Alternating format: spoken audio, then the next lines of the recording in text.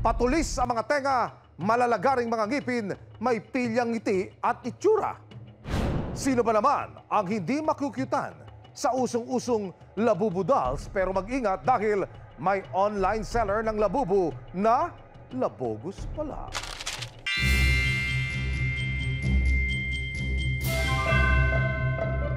Hanap nyo ba'y Christmas giveaway na pwedeng pang display? Christmas anik-anik for your inaanak and the young at heart. Very cutesy, very fluffy, with twinkling and flashy eyes na napapalitan, naaayusan at nabibigisan pa. Sa pagsikat ng mga laruang ito, maraming Pinoy ang nagkukumahog na maisama ito sa kanilang personal collection o gawing bag charm at anik-anik. Tulad ni Jeddah, isang toy collector mula sa Quezon City. February nitong taon nang maisipan niyang isama ang Labubu doll sa kanyang collection. Sa ngayon, nasa mahigit 50 piraso na ang kanyang Labubu dolls at dahil sobrang ang in-demand, naisipan naman ng 25 taong gulang na si Sandra na maging reseller ng Labubu dolls. Sumali po ako sa group, nagtatanong po ako, nagko-comment ako, ganun.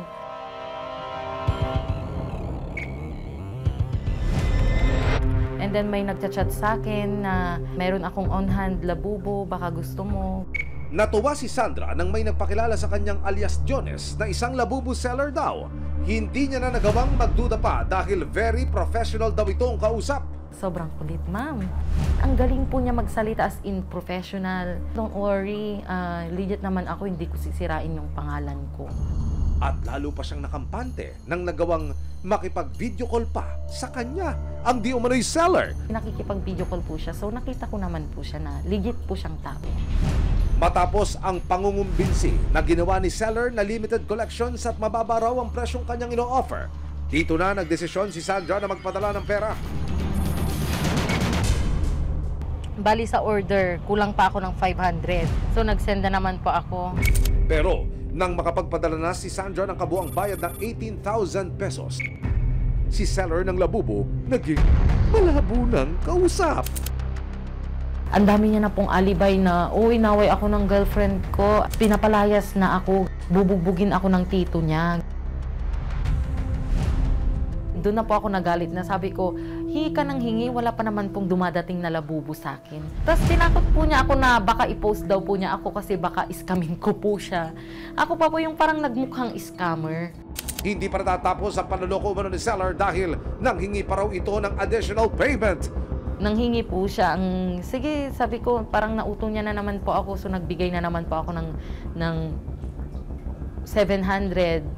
Agad namang nag-send ng panibagong bayad si Sandra kay seller.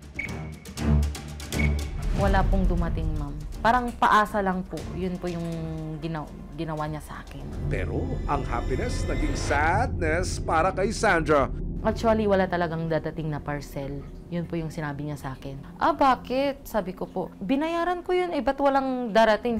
Ang much-awaited Labubu dolls ni Sandra ay hindi na dumating. Parang nagsawa na din po ako Na-stress na po ako kasi nasa postpartum stage pa lang po ako. Hindi ako makatulog sa stress. Nag-expect po ako na may darating na Labubu Katulad ni Sandra sa kagustuhang magkaroon ng inaasam na Labubu dolls, napapost and search din ang kolektor na si Jeddah sa Facebook Hulyo nitong taon. Naghanap ako sa pinakamura. Kasi mas mahal na kapag on-hand na siya. Yun, to be honest, the price is different. 3 magkakaibang resellers daw ang agad na nag-alok kay Jeddah online. Teka, may mga hindi ako nakolekta. Wala na pala talaga siya sa online, sa mismong shop. So doon nag-start na akong hanapin. Lalo pang na-excite si Jeddah nang mag-confirm ang sellers na available daw ang mga gusto niyang Labubu item. For 2 months, nagre-reply siya. So sabi ko, kampante. Kaya parang mapapersuade ka kasi. Ang bisa lang mag-reply, tas napakagalang. May pag-God bless pa yung iba. O syempre parang, totoo nga to. Dahil gigil na si Jeddah na magkaroon ng Labubu dolls, agad din siyang nagpadala ng bayad na 120,000 pesos. Tapos sabay na transaction, magkaiba lang ng tao. Ilang araw pa lumipas, hindi pa man dumarating ang mga Labubu, ang sellers na pinagbilhan ni Jeddah nanghihingi pa raw ng additional payment. Kasi total down payment lang, so magaan. O down ka lang ng mga ganito, ganyan. 10% down lang. Ang inaasahang ia-unbox ni Jeddah noong August biglang undelivered na? So parang all of them, parang I was expecting by August, darating sila. Nang subukang balikan ni Jeda ang mga chat niya sa resellers, na-block na raw siya ng mga ito. Teka, ba't yung nagme-message siya sa akin? Wala na. Yung pala kaya pala nagme-message. Anonymous na. Block na ako. Naging mabigat daw sa loob ni Jeda ang nangyari sa kanya dahil naunsyami ang inaasam niyang labubo. Yung isang daan na yun, isang item yun. Those are 4 rare items. So wala na. Kaya ang lesson learned naman daw ni Jeda sa nangyari. Kung nawala na sa kamay ko, wala na akong magagawa.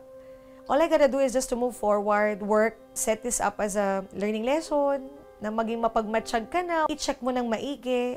Kung hindi man nagawang sigilin at matunton ni Jeda ang peking labubo sellers na nanloko sa kanya, si Sandra naman nagawa pang mag-imbestiga at dito niya na-discovery na ang labubo sellers na nagpakilala sa kanya na si alias Jones ay hindi pala totoong pangalan. Nahanap ko po yung totoong may-ari ng account. Ninakaw po niya yung identity po ng inosenteng tao. Nakita rin niya ang isang Facebook post sa isang restaurant kung saan umo-order daw si alias Jones. May restaurant po kasi siyang inorderan, yung scammer. And then yung restaurant po na yon, nakita ko po yung comment niya. Chinat ko po. December 3, 2024, kasama ang resibo. Pinuntahan ni Sandra ang barangay ng itinuturong address.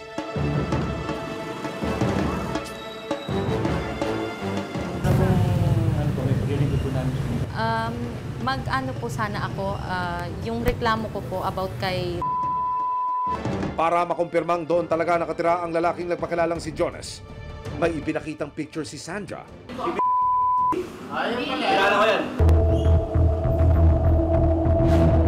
Kasama ang resibo, pinuntahan ng Barangay Task Force ang barangay ni alias Jones.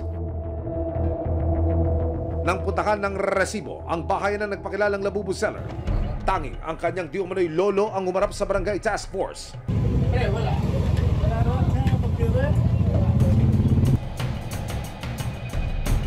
Problema ko nga, yan ang mga sakumin. Kaya lang, mga pagkumagawang kalunod.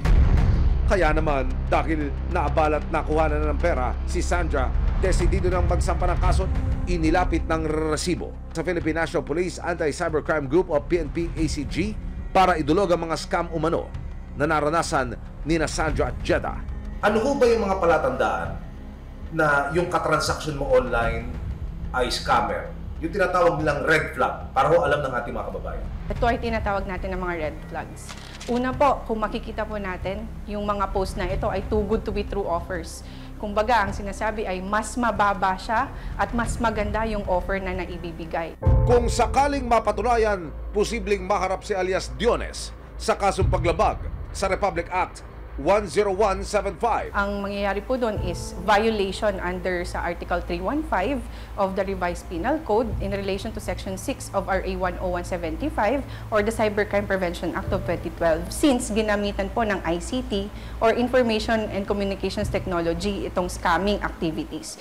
Kaya paalala ng PNP-ACG sa mga buwibili ng anumang kagamitan online. I-assess po natin, kilalanin po natin kung sinong kausap natin. Kasi hindi po lahat ng nakakausap natin sa social media ay tama at totoo. Kadalasan po, gumagamit sila ng dummy accounts para manloko. Panawagan naman ng Anti-Cybercrime Group, huwag mag-atubiling mag-report sa kanila para agad doon nila maaksyonan ang naranasang scam. So very important po na mag-report sila sa amin kung nabibiktima sila. Dalhin lang po nila yung mga transactions or mga conversation nila. Meron po kaming investigators 24/7 open para tulungan sila. Para kay Sandra, ito na ang unang hakbang para mapanagot ang umanay ng loko sa kanya. Para naman ang malabo na naging transaksyon online, luminaw at mabigyang katarungan.